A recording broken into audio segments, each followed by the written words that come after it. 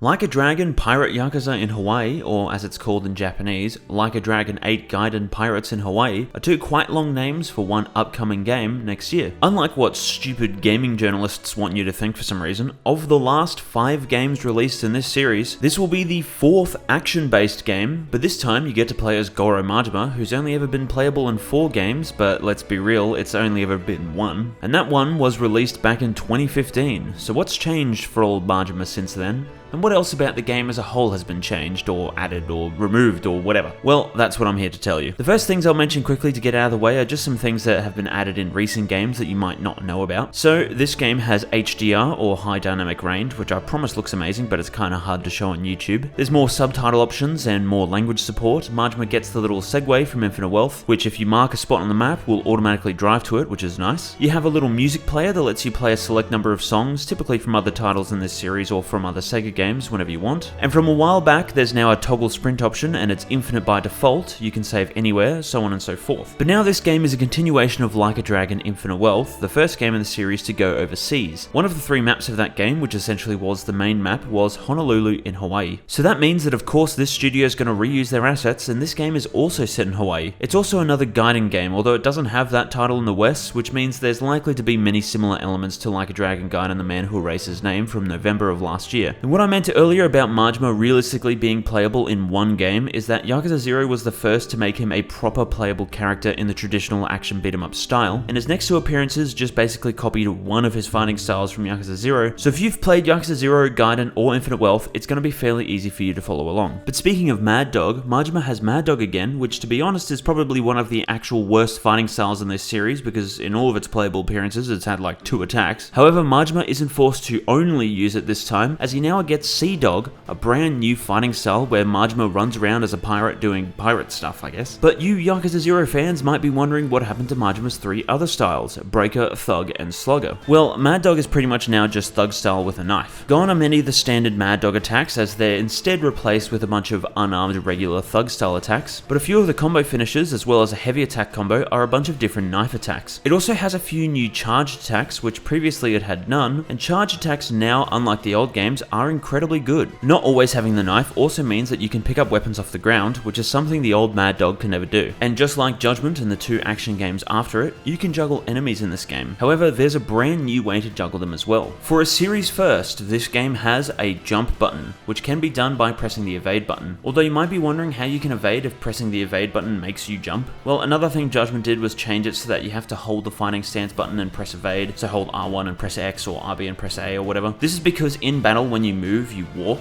and you can press X to sprint in combat. To those concerned, always sprinting in combat is still a setting you can toggle. But anyway, when you jump you can evade, which seems to be extremely good, as it also looks like colliding with an enemy mid-evade hits them. Don't know if it does any damage or not though. And then I'm not exactly sure how it all controls, but from the air you can throw a bunch of knives and electrocute enemies, you can slam down with a knife diving attack that is definitely a reference to Kiami, or you can do some air combos. These air combos, despite what people keep saying at me, is not like Devil May Cry, because it's actually like Spider-Man. From what I can gather, the final hit of the standard light attack combo is an old finisher from Thug style, but it will launch an enemy high into the air instead of knocking them over. If you keep pressing light attack, you'll automatically fly into the air after them and can start doing air combos. Perhaps you can get various skills and whatnot to extend these combos, but from everything shown so far, the air combos seem to just be a fun little gimmick extension of regular juggling combos, in a very similar way to an ability Akiyama has in Yakuza 5, except this time it doesn't look like it's incredibly unreliable. You wanna know another thing of this game ripped straight from Spider-Man?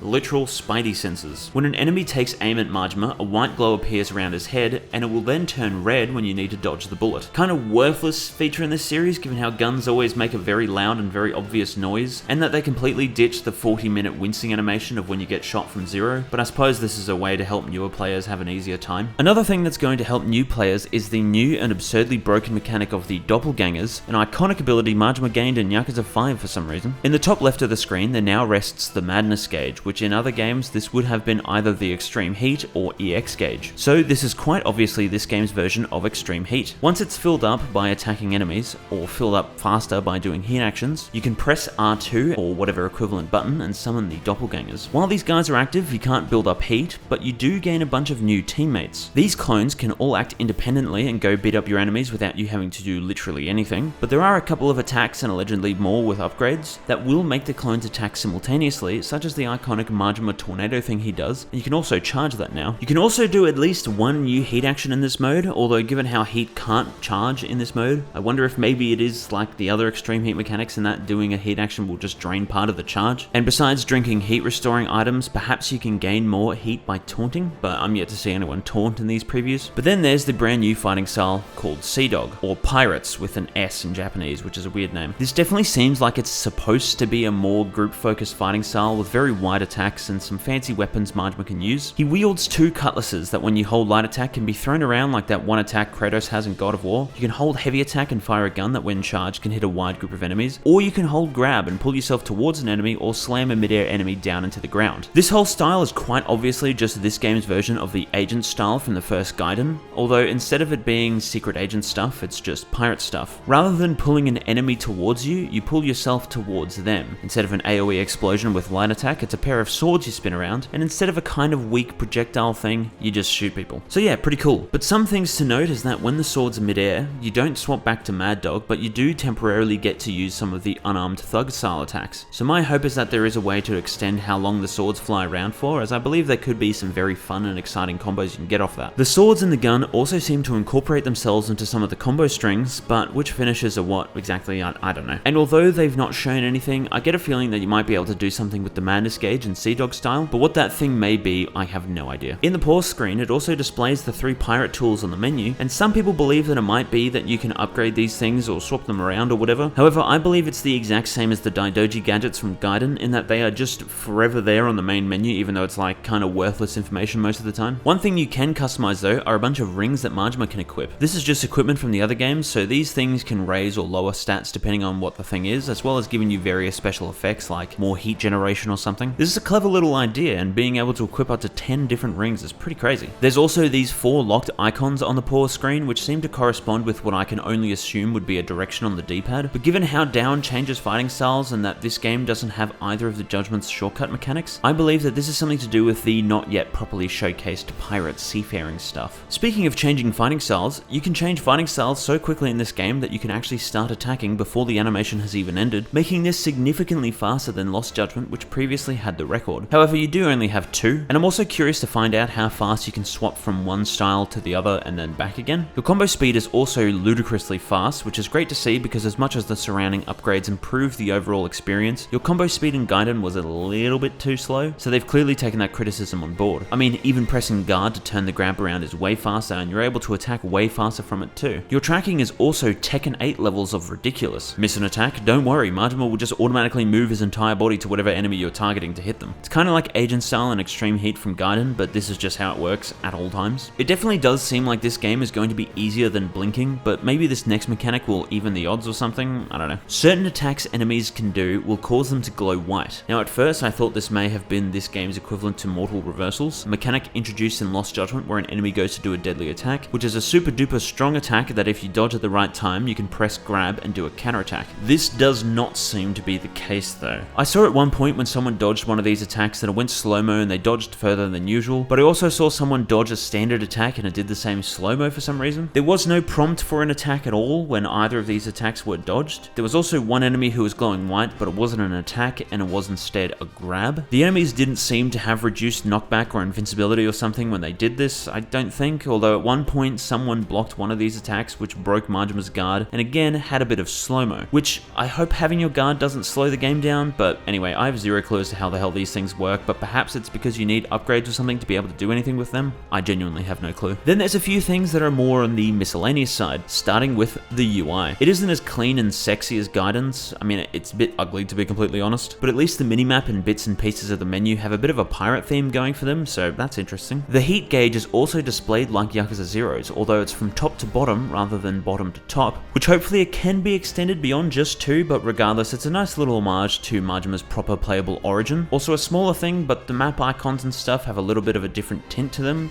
but honestly, who cares if they did or didn't do that. Another kind of homage to Zero as well is that whenever you defeat an enemy in a regular encounter, they will drop a random amount of money every time. This is much like Yakuza 0, but unlike Zero, it's not an excessive amount of money, and it also is only when you kill them, rather than it being when you hit them with a heat action or a finisher or something. It also sadly doesn't look or sound as cool as when Zero did it, but at least the money flying out of them is a bunch of gold doubloons. And although Majima's turning animations are the Lost Judgment ones, which yes is a super nerdy thing to mention, Majima does have his classic running animation in the Mad Dog style, which is also a cool little thing to include. Now in the Gaiden demo that they had at like Tokyo Game Show and stuff, just like this one, I swear to God your attacks in certain situations could bounce, but then in the final game it was only when an enemy was attacking that your grabs would bounce. From these showcases, it seems that your grabs still bounce, but it doesn't seem to be when an enemy attacks, and there's also no visual effect unlike Gaiden, so perhaps they'll change this because it's a bug or something, but for now I don't know how it works. One thing Gaiden also didn't have, which Judgment and Lost Judgment did, was these slide attacks you could do. Technically he had the rocket boots, but still, if you press the sprint button in the middle of a sprint, you'll do a slide tackle. These were kind of pointless to be honest, but oh well. It's here now. And the final combat related thing I'll point out are the two themes for the fighting styles.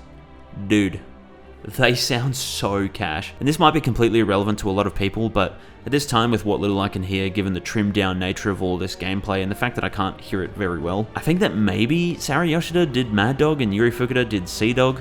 That's just what I think for the time being, but I don't know, maybe Keitaro Hanada was Mad Dog or both were Yoshida or something, whatever, who cares. Anyway, the main menu goes kinda hard with Majima sitting there, and I would assume this will be the full game's title screen. It is kinda hard to see though, but do keep in mind that for some weird reason RGG like to turn on HDR and then not record HDR properly, so it looks super weird in SDR videos. I feel like in the proper game this is gonna look way better, much like how some of the screenshots and trailers for Infinite Wealth looked bloody horrible originally. I'm also kind of a little disappointed by the title cards in this game. I don't know what they're going to look like with proper dynamic intros and stuff, but for regular encounters they are a tad bit boring, especially when compared to the super sexy Gaiden ones. And now look, I'm sure some people enjoy it, but I feel so bad for all the press people that were able to get in and record this demo, or any ordinary people at Tokyo Game Show that were baited into wasting like 4 of their 30 minutes playing Dragon Card or Crazy Delivery. But with that being said, they've shown off some of the side content you can experience in the upcoming game. This game has brought back the boutique from the first Gaiden, which provided you with a decent selection of customization options that you could wear throughout the entire game, and not just in the post-game modes like previous games would do. It seems like there's basically an equal amount of customization.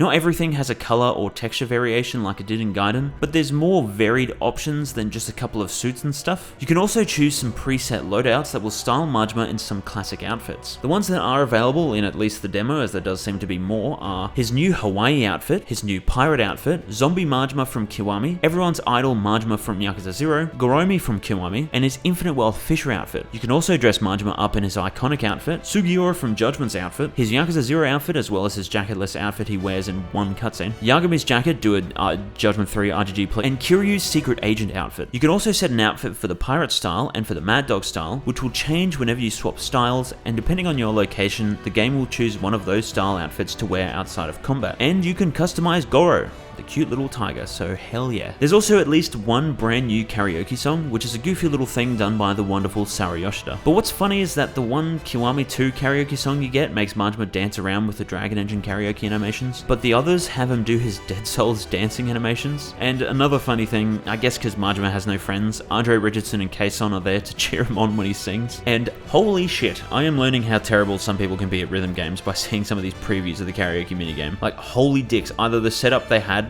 like 40 years of delay or something, or they're just god awful. But now it's time to talk about things that only 2 kinds of people will care about.